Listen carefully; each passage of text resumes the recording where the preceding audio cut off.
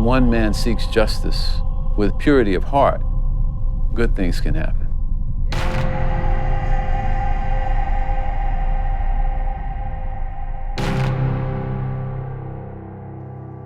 John Brown was a deeply religious white man.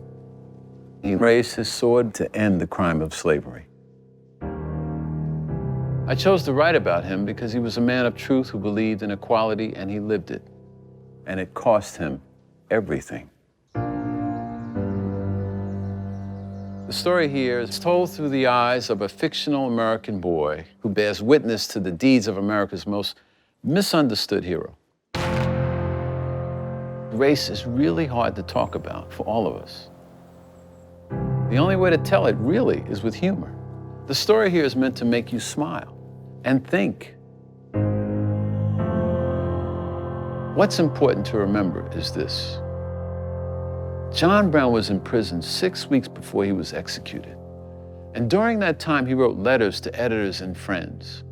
And in those 6 weeks, old John Brown did more to damage the institution of slavery with this than he ever did with a gun or a sword or a knife.